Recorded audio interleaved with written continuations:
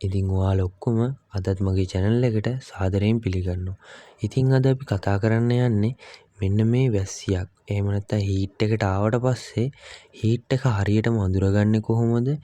හරිම වෙලාවට injection එකක් එහෙම නැත්නම් ඔයාලා කියන විදියට artificial insemination එකක් අපේ ගොවියෝ කියන්නේ injection ගාලා පැටව ගන්නවා කියලා. අන්න ඒක හරියට කොහොමද කරගන්නේ? නැත්නම් පට්ටි ගොනෙක් එහෙම නැත්නම් ස්ටඩ් බුල් කෙනෙක් යොදාගෙන හරියටම සාර්ථක ගැබ් ගැනීම කොහොමද කරන්නේ කියලා අද ඔයාලට කියලා දෙනවා. ඉතින් වීඩියෝ එකත් එක්ක එකතු වෙලා ඉන්න. ගොඩක් කරුණු කතා කරන්න තියෙනවා. මේ හරියට ඔයා අනුගමනය කරොත් පළවෙනි වතාවෙම ඔයාට සාර්ථක ගැබ් ගැනීම කරන්න පුළුවන්. ඉතින් channel එක subscribe කරලා support එකක් දෙන්න කියන ගම අපි යමු වීඩියෝ එකට. ඉතින් මගේ යාළුවනේ අපි සතෙක්ව ගැබ් ගන්නවන ප්‍රධාන කරුණු දෙකක් ප්‍රධාන ආකාර දෙකක් තියෙනවා. එකක් ඔයාලගේ ශේෂ්ත්‍ර පසු වෛද්‍ය ටෙක්නීෂියන් එහෙම නැත්නම් අපි කියනවා AI ටෙක්නීෂියන්. එයාගේ මාර්ගයෙන් ඔයාලට පුළුවන් සීමන් එහෙම නැත්නම් ගව ශුක්‍රාණු කෘතිමව එයාගේ ගර්භාෂයේ තැන්පත් කරලා පැටියෙක් ගන්න. දෙවනි ක්‍රමය තමයි ඔයාලගේ ළඟ ඔයාලට ඉන්නවනම් සුදුසු පරිණත හොඳ වර්ගයේ ආරයෙන් උසස් පුන්ගවයේ ඒ පුන්ගවය මාර්ගෙන් අපිට පට්ටි දැමීමක් සිදු කරගන්න පුළුවන්. ඉතින් AI ටෙක්නීෂියන් කෙනෙක්ගේ මාර්ගයෙන් කෘතිමව ශුක්‍රාණු ගර්භාෂයේ තැන්පත් කරනවට අපි කියනවා AI එකක් කරනවා කියලා. එහෙම නැත්නම් artificial insemination එකක් කරනවා කියලා තමයි අපි කියන්නේ. ඉතින් ඒකේ ගොඩාක් benefit තියෙනවා. ඉතින් අර වගේම තමයි අපිට පුන් ගවයෙක් මාර්ගයෙන් මේ ගැබ් ගැන්වීම කරන්න පුළුවන්. ඉතින් අපි දැන් කතා කරමු signs of your cow on heat. ඉතින් මේ මොකද්ද? ඉතින් මේක කතා කරන්න යනකොට ප්‍රධානම කාරණේ තමයි සතා මේ heat එකට ඇවිල්ලාද ඉන්නේ කියන එක. මොකද ඒක ගැන විශේෂයෙන් කතා කරන්න ඕන. ඔයා heat එක ගැන අවබෝධයක් නැතුව AI එකක් කරොත් ඒක ඇත්තටම සක්සස් වෙන්න තියෙන ඉඩකඩ තියෙන්නේ 50-50. මොකද ඔයා දන්නේ මේ heat එක හරියටම සතාගේ මොන වෙලාවේද ආවේ කියලා. එතකොට ඔයා දන්නේ මොන වෙලාවේද ඉවර වෙන්නේ කියලා. පටන් ගත්ත වෙලාවත් ඉවර වෙන වෙලාවත් අතරමැද වෙලාවක තමයි අපි මේ ටයිම් එක තීරණය කරන්නේ. ඉතින් ඔයාලා මේව දැනගෙන ඉන්න ඕන. සත්තු හදනවා නම් මොකද ආවට ගියාවට සත්තු හදනවා නම් ඔයාට බිස්නස් එකක් ව්‍යාපාරයක් විදියට මේවා රන් කරන්න බෑ. කියන්නේ ඔයාට දියුණු වෙන්න බෑ. හැමදෑම එක තැන. ඉතින් මෙන්න මේවා දැනගෙන ඉන්න. ඉතින් මම අද කියලා දෙන්න යන්නේ මෙන්න මේ සත්තුන්ගේ behavior, animal behavior දැනගෙන ඉන්න ඕන. ඉතින් මේ heat එක ආපු සතෙක්ගේ ඔයාට ප්‍රධානම වශයෙන් දැනගන්න පුළුවන් මම මේ රූප සටහන් වලින් පෙන්නන්නම්. 1. යෝනි ප්‍රදේශයේ ඉදිමීම.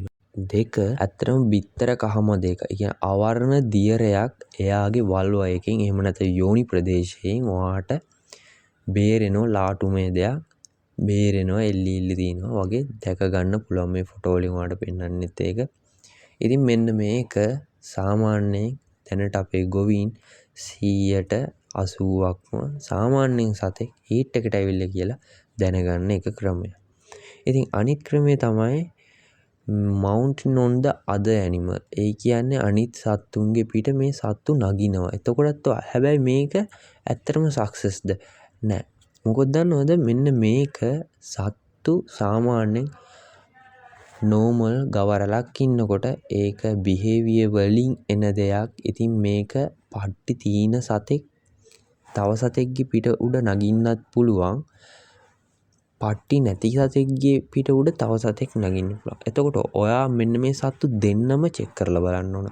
ඔයාට කියන්න බෑ පල්ලෙහා ඉන්න සතා පට්ටියට ඇවිල්ලා සහ අර පිට උඩ මවුන්ට් කරපු සතා පට්ටියට ඇවිල්ලා කියලා. ඔයා එතකොට මෙන්න මේ දෙන්නම චෙක් කරන්න ඕන. ඒකත් එක ක්‍රමයක්. අනිත් එක තමයි හැමතිස්සෙම සත්තු කෑ ගහනවා. ඉතින් සත්තු කෑ ගහනවා ಜಾති දෙවිදියකට. ඔයාගේ රැළ ළඟට පිටින් සත්තු ඇවිල්ලා කොහේ හරි ඔයා සතෙක් වෙලක බඳිනවා නම් ඔයා ගව ගාලේ ඉන්නවා නම් ඔයාගේ ගව ගාලා අවට හරි ඔයා වෙලේ සතෙක් වෙලක කොහේ හරි කන්න බැඳලා ඉන්නවනම් අවට සත්තු බැඳලා ඉන්නවනම් ඒ සතා අනිත් අලුතෙන් සතෙක් එක්කෝ ගමට එක්කෝ රැළ අවට ආවට පස්සේ කෑ ගහනවා. ඉතින් එහෙම නෙමෙයි ඒ කෑ ගහිල්ල නෙමෙයි අපි කියන්නේ සාමාන්‍යයෙන් නොකඩවා කෑ ගහනවා. එයා සාමාන්‍යයෙන් පැය 6කට පැය 4කට වඩා කෑ ගහනවා අනිවාර්යෙන්. ඉතින් මෙන්න මේ වගේ කෑ ගහන එකකට ඔයා ඇහුම්කන් දීලා අනිවාර්යෙන් ඔයාට තීරණයකට එන්න පුළුවන් මෙයා පට්ටියට එන්න තමයි හදන්නේ කියලා. ඉතින් තව දෙයක් තමයි මම කියන්නේ මෙන්න මේ low milk yield. ඒ කියන්නේ ඔයා දවසේ ලීටර් 10ක් ගන්න සතෙක් නම් එකපාරට ඒ සතා කිරි ලීටර් 8කට 7කට අඩු වෙනවා කියන්නේ මෙන්න මේ සතා ඒ කියන්නේ හීට් එකට එන්න හදන. ඉතින් ඔයාට දැන් මම ගොඩක් කරුණු කිව්වා. සතා නිතරම කෑ ගහනවා. වල් වලින් එහෙම නැත්නම් මුත්‍රා කරන තැනින් සුදු පාට ආවරණ දියරයක් බේරෙනවා. සත්තු අනිත් සත්තුන්ගේ පිටවල් උඩ නගින්න බලනවා. එතකොට මිල්ක් ප්‍රමාණය කියන්නේ දවසට ගන්න මිල්ක් ප්‍රමාණය අඩු වෙනවා. තව කියන්නම් මෙන්න මේ සත්තු නිතර මුත්‍රා කරනවා කොන්ද නමාගෙන නිකන් වෙනද වගේ නෙවෙයි අමුතු හැසිරීමක් කොන්ද ගොඩක් නමාගෙන මුත්‍රා කරනවා. තව දෙයක් කියන්නම් මේ සතා වලිගය එක්ක දකුණට එක්ක වමට නමාගෙන තමයි ගොඩක් වෙලාවට ඉන්නේ. වලිගය කෙලින් හරි මැදට තියාගෙන ඉන්නේ නැහැ. වලිගය දෙපැත්තට කර හැමතිස්සෙම වලිගය වනවන තමයි මෙයා ඉන්නේ දෙපැත්තට. ඉතින් ඔන්න ওই ටික හොඳට මතක තියාගන්න. තව එකක් තමයි සතා නොසන්සුන්. ඉතින් බලන්නකෝ මං කිව්ව දැන් 8කට වැඩිය දේවල්. ඉතින් ඔයාලා මෙන්න මේවා ෆලෝ කරන්න ඕන. මේවා හොඳට බලන්න ඕන. හැබැයි මේක බැලුවට වැඩක් නැහැ. වෙලාව තීරණය කරන්න ඕන.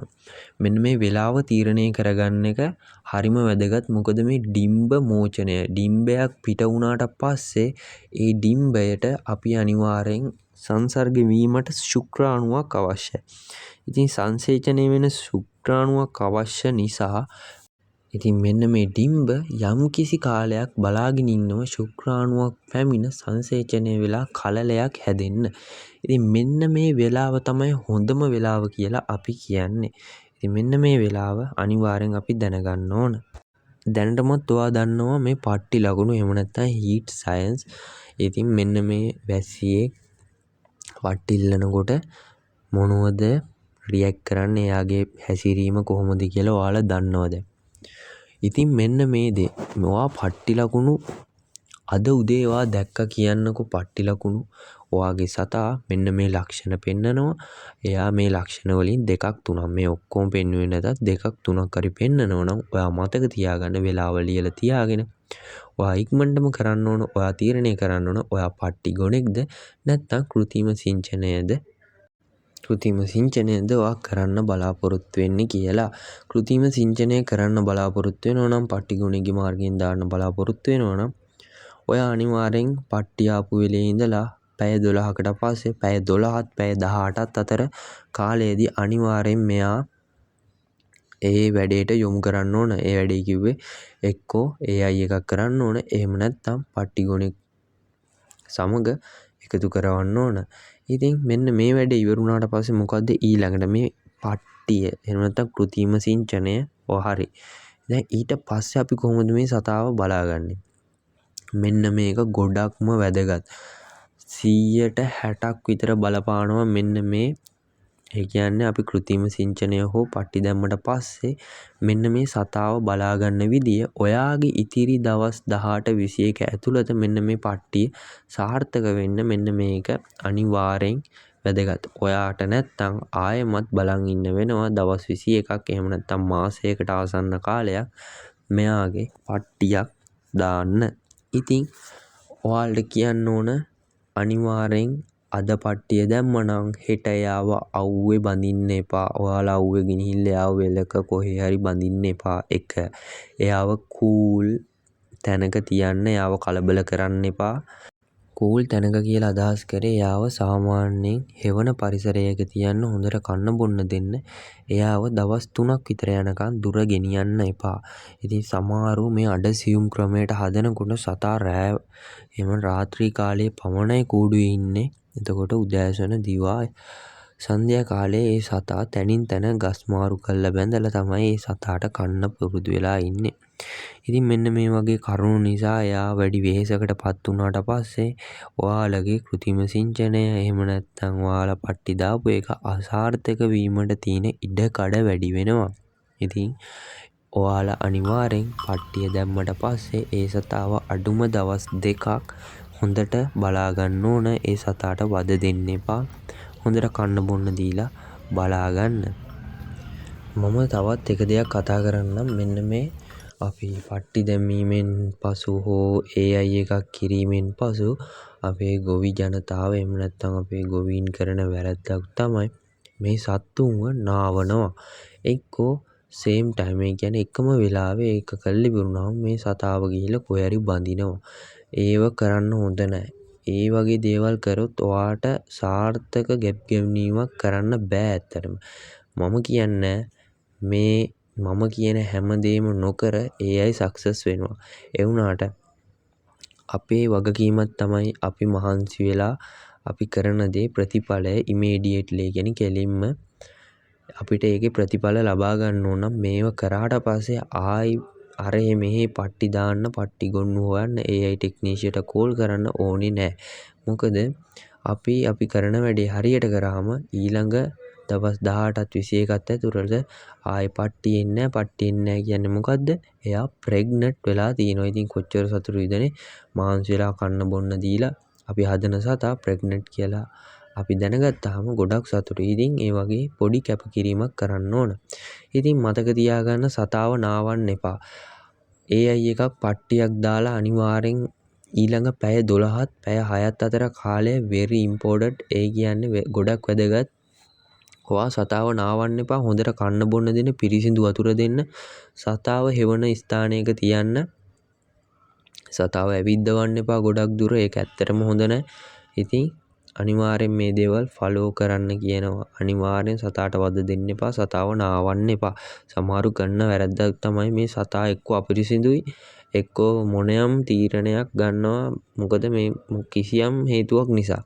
ඉතින් මේ තීරණයට එන්න එපා. නාවන්න එපා. සතාව කොච්චර අපිරිසිදු වුණත් ඔයාට ඊළඟ දවසේ නාවන්න පුළුවන්. ඉතින් සතාව නාවන්න එපා. මතක තියාගන්න සත්තු හදනවා නම් මිනරල් බොක්ස් එකක් හදන්න ගෙදර හදන්න පුළුවන්. මම හදන වීඩියෝ එකක් ගේන්නම් පස්සේ ඔයාලට ඕන නම් මට මැසේජ් එකක් දාන්න.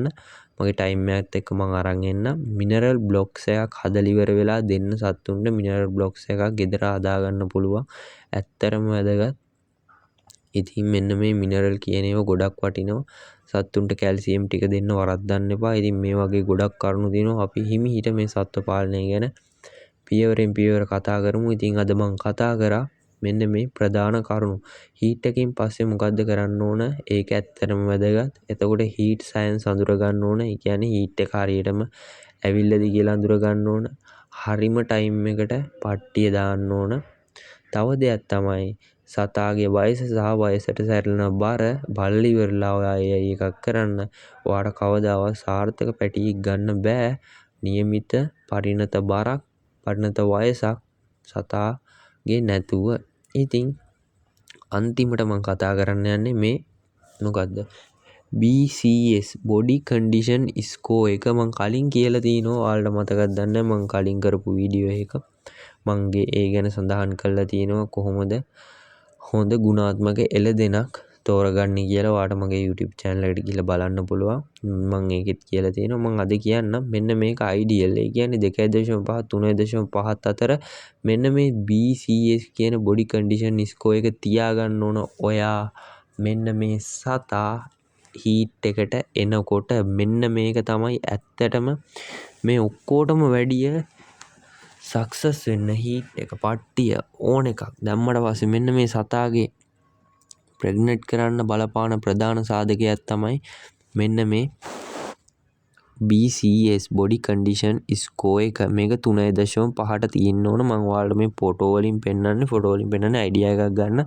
මොකද මම ඉන්න සිටුේෂන් එකත් එක්ක මට ප්‍රැක්ටිකලි සතෙක්ගේ ළඟට ගිහිල්ලා ඉවරලා වීඩියෝ කරලා පෙන්නන්න විදියක් නැහැ. හැබැයි ඉදිරියට බලාපොරොත්තු වෙන්න මම අනිවාර්යෙන් ප්‍රැක්ටිකලි වීඩියෝ හැම දෙයක්ම මීට වඩා හොඳට අනිවාර්යෙන් ඔයාලට අරන් එනවා දැනුම ඉතින් දැනට මම දන්න දේවල් ටික කියලා දෙනවා මේ විදියට.